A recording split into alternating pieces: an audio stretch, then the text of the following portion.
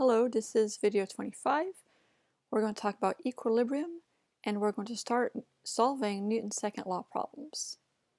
So, what is equilibrium? So, if an object is at rest or moving with a constant velocity, then it's said to be in equilibrium. So, it can be either or, it doesn't matter.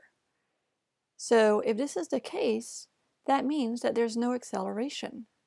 Constant velocity means acceleration is 0. At rest means acceleration is 0. So Newton's second law, which we learned as the sum of F equals ma, if A is equal to 0, it becomes the net force equals 0. In terms of the components, we can write this as the sum of the forces in the x direction is 0, sum of the forces in the y direction is 0. You'll see that we'll be separating the x and the y directions, and you can be in equilibrium in one direction and not the other, and that's perfectly okay. I have this picture here of a little boy trying to push a couch and the couch is not moving. I just have that just to remember that the net force being 0 does not mean that there are no forces acting on the object. There are forces acting on the object on this couch here. The little boy is definitely pushing very hard, but the object's not moving. So no forces does not mean net force is 0. For equilibrium, the net force, or the sum of all the forces, has to be 0. Let's do a your turn. Which of these objects is in equilibrium? A car driving down a road at a constant speed, a block sitting at rest on a table, a skydiver falling at a constant speed, all of the above.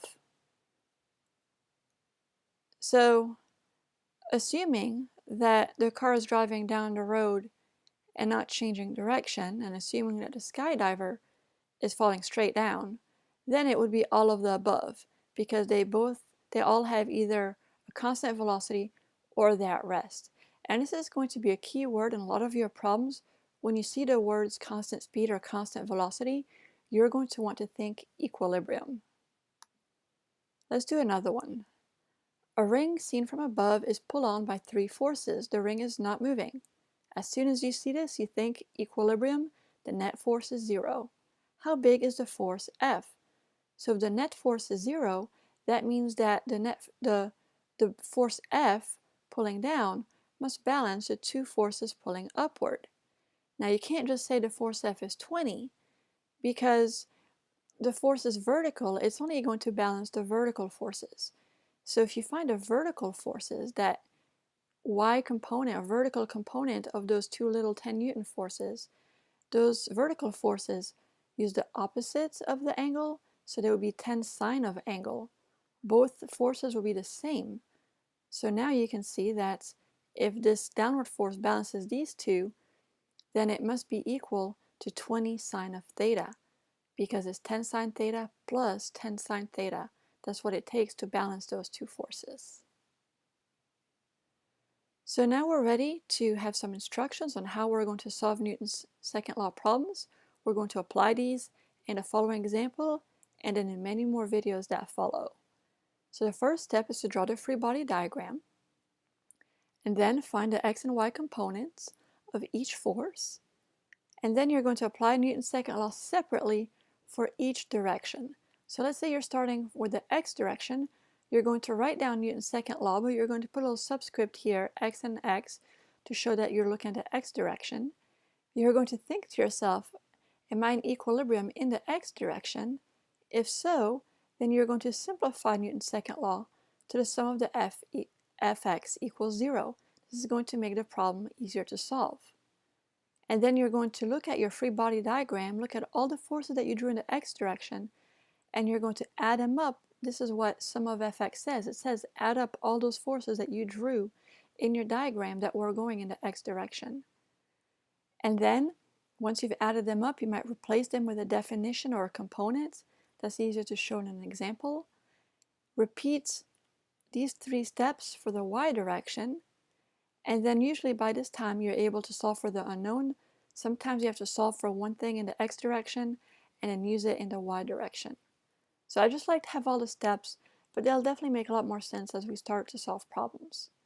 So let's look at one example here, and this is going to be the easiest one We've already drawn the free body diagrams for these cases in the previous video. So for the first case, the free body diagram was the normal force upward and the weight going down. So that's the first step. The second step is to find the x and y component. Well, in this case, they're all in the y direction, so we don't really have to do this step because they're all in the y direction. There's no sines or cosines here. Then the next step is apply Newton's law separately for each direction. Again, if we don't have any horizontal forces, we can just apply Newton's second law for the y direction. And then we have to ask ourselves, is it in equilibrium? And yes, it is. So we're going to simplify to the sum of Fy equals 0. The next step says add up all the forces drawn in your diagram. Pay attention to the direction. If it's upward, it's positive. If it's downward, it's negative. So we're going to, when we add them up, we're going to say n plus a negative w. Usually I just write n minus w. So you're just summing up the ones that you drew, paying attention to the direction. You leave the right-hand side of the equation just as it is. And then the last step says solve for the unknown. The unknown in this problem is the normal force. So the normal force will equal the weight. And we already saw this when we talked about normal force, that if those are the only two forces acting on the object, the normal force and its weight, then the normal force will equal the weight if the object is in equilibrium. Let's look at the next example. So we've already drawn the free body diagram. We have a weight going down, a force from the hand going down, and a normal force going upward. And this is my object drawn as a box here. So we sum up all the forces equal to max. Ask ourselves, are we in equilibrium? And we are. This box is not moving. So I'll set it equal to 0 instead. And then add up all the forces that we drew. I'll write down my positive ones first, the normal force, and I'll subtract the negative ones. I'm adding the negative ones, but that's the same thing as subtracting. So minus W and minus force from the hand. Now, the one step I had in the previous slide here, it said replace each force with a definition or a component as appropriate.